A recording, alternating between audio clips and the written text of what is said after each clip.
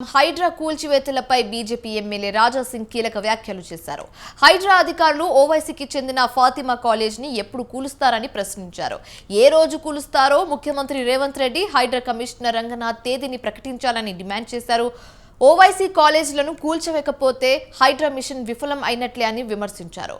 ఓవైసీ కాలేజ్ను కూలిస్తే ముఖ్యమంత్రి రేవంత్ రెడ్డి హీరో అవుతారని సూచించారు.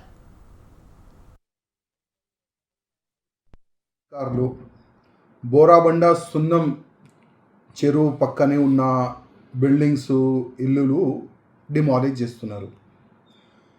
నేను హైడ్రా కమిషనర్ గారికి అదేవిధంగా తెలంగాణ ముఖ్యమంత్రి గారికి ఇంతకుముందు కూడా చెప్పిన, ఇవాళ కూడా చెప్తున్నా, ఈ ఫాతిమా ఓవైసీ కాలేజ్ని మీరు ఎప్పుడు డిమాలిష్ చేస్తారు?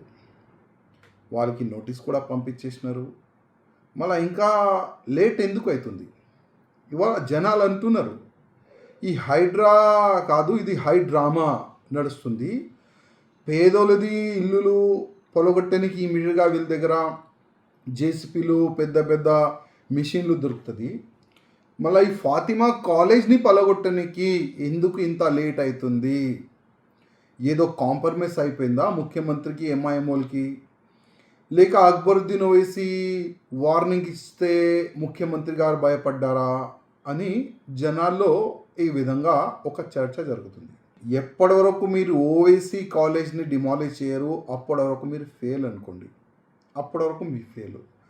ఏ రోజు మీరు ఫాతిమా ఓవైసీ కాలేజ్ని డిమాలిష్ చేస్తారు కదా మొత్తం తెలంగాణ